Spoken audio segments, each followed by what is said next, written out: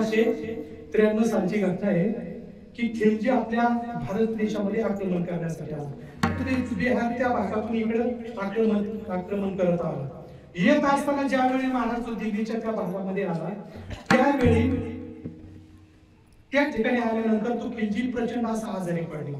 एवढा आजारी पडला त्याच्याबरोबर ते हाकीम वगैरे जे होते, वैद्य जे वगैरे होते, त्यांनी त्याला ते दवा औषध वृक्षवल्ली वगैरे काय दिली असेल मात्रा वगैरे, परंतु त्या खिलजीवर काही परिणाम झाला नाही. त्याची जी प्रकृती होती, जी तब्येत होती ती बिघडतच चालली होती, आजार वाढतच चालला होता.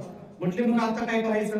म्हटले काय नाही, या ठिकाणचे काही आयुर्वेदाचे आचार्य आहे.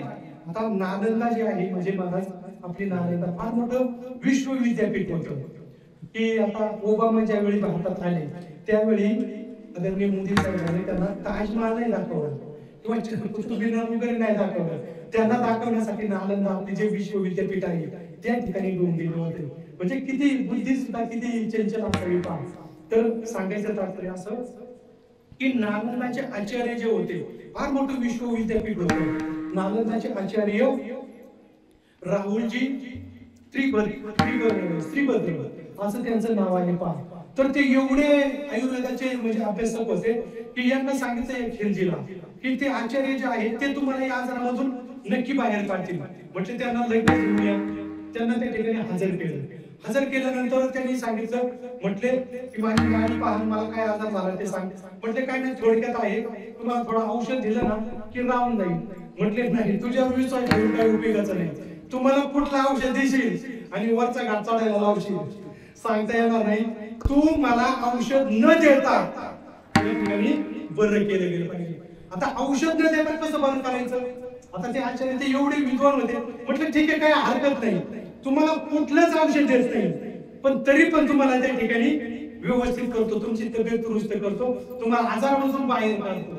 म्हटले कसं काढणार? ते कसं काढायचं तसं मी काढतो. म्हटले हे काम करा, तुम्ही पुराणाचा अभ्यास करता ना? म्हटले हो करतो.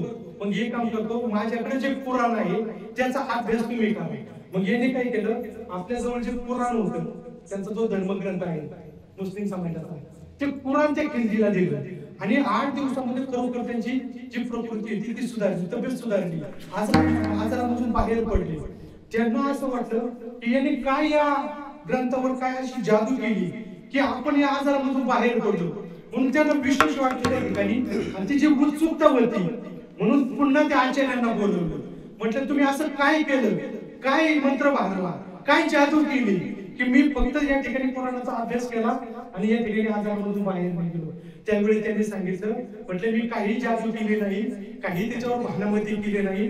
तुम्हाला जो आजार झाला होता त्या आजाराचं जे औषध आहे ते पानांना लावलं होतं, मी सगळ्या पानांना लावलं होतं. ज्यावेळी तुम्ही पान उचकायचे, तोंडात बोट घालायचे, पुन्हा पान उचकायचे, काय व्हायचं तर औषध जे आहे कुठं जायचं? तोंडात जायचं.